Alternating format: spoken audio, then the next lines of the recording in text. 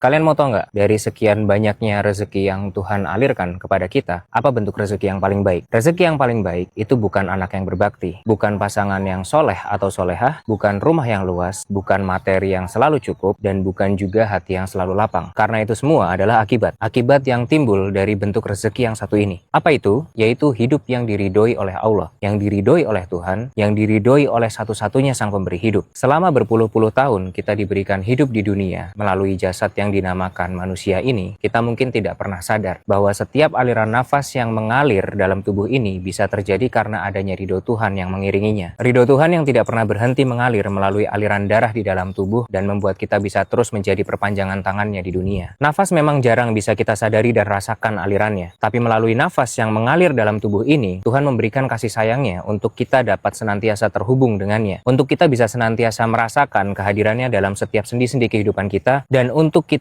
bisa senantiasa menjalankan hidup berdasarkan kepada apa-apa saja yang menjadi petunjuk dan juga perintahnya. Tuhan bisa saja menghentikan nafas kita saat ini, detik ini juga, ketika apa yang kita kerjakan tidaklah mendapatkan ridho darinya. Tapi coba lihat diri kita sekarang, coba lihat sekeliling kita. Setelah semua yang kita alami, setelah semua pengabaian yang kita lakukan terhadapnya, kita masih bisa menghirup nafas dunia, yang artinya Tuhan masih meridhoi kita untuk hidup. Nah sekarang, kalau Tuhan selalu memberikan ridhonya untuk kita, kenapa kita tidak ridho dengan segala bentuk pemberiannya? Terutama pemberian yang casingnya tidak indah menurut mata penglihatan manusia kita. Sederhana saja, karena kita melihat dengan mata manusia. Bahkan kadang ya, lucunya kita masih suka menyalahkan setan atas ketidakridhoan ini. Padahal setan tidak pernah punya kuasa untuk memaksa hati manusia. Setan hanya membisiki, yang menolak tetaplah diri kita sendiri, yang memberontak tetaplah ego kita sendiri. Setan itu tidak mungkin bisa mencabut ridho dari hati kita. Yang bisa mencabutnya hanyalah ketidakmauan kita menerima kehendak Tuhan. Maka hari ini, pesan utamanya adalah jangan terlalu reaktif dalam memandang hidup. Karena hidup yang kita jalani hari ini tidak mungkin terjadi tanpa adanya ridho Tuhan yang mengiringinya. Dan ketika kita sadar bahwa Tuhan selalu memberikan kita ridhonya, maka disitulah kita sedang menerima bentuk rezeki yang paling tinggi. Bukan dalam bentuk materi, bukan juga dalam bentuk keadaan yang selalu menyenangkan, tapi dalam bentuk kedekatan, dalam bentuk keselarasan, dan dalam bentuk hidup yang berjalan tanpa perlawanan batin. Dan dari ridho itulah rezeki-rezeki lainnya akan mengikuti.